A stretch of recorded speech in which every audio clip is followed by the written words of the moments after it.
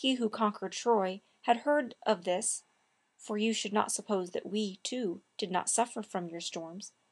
He dragged my daughters there with savage force, from my beloved bosom to his hostile camp, and ordered them to feed the Argive fleet, by their divinely given power of touch. Whichever way they could, they made escape.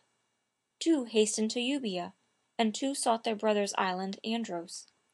Quickly then an Argive squadron, following, threatened war, unless they were surrendered. The brother's love gave way to fear, and there is reason why you should forgive a timid brother's fear. He had no warrior like Aeneas, none like Hector, by whose prowess you held Troy from its destruction through 10 years of war. Strong chains were brought to hold my daughter's arms. Both lifted suppliant hands, which still were free, to heaven and cried, "O Father Bacchus, give us needed aid." And he who had before given them the power of touch, did give them aid, if giving freedom without human shape can be called giving aid.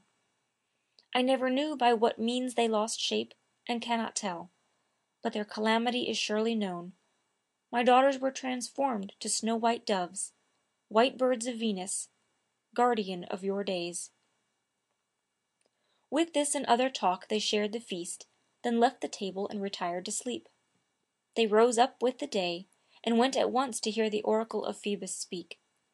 He counseled them to leave that land and find their ancient mother and their kindred shores. The king attended them, and gave them gifts when ready to depart: a scepter to Anchises, and a robe and quiver to his grandson, and he gave a goblet to Aeneas, that which formerly was sent to him by Thyrsis, once his Theban guest. Thyrsis had sent it from Aeonian shores, but Alcon the Hylian should be named, for he had made the goblet and inscribed a pictured story on the polished side. There was a city shown with 7 gates, from which the name could be derived by all.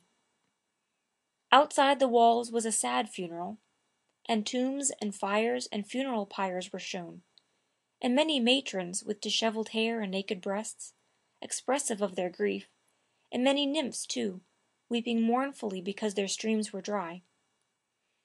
Without a leaf the bare trees stood straight up, and the she-goats were nibbling in dry, stony fields.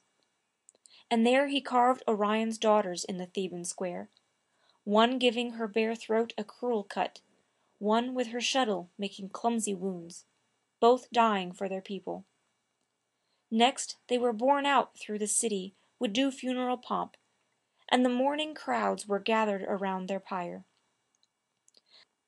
Then from the virgin ashes, lest the race should die, 2 youths arose, whose fame has named Coronae, and they shared in all the rites becoming from their mother's dust. Even so in shining figures all was shown inscribed on ancient bronze. The top rim, made quite rough, was gilded with acanthus leaves. Presents of equal worth the Trojans gave, a maple incense casket for the priest, a bowl, a crown adorned with gold and gems. End of Book 13, Part 3.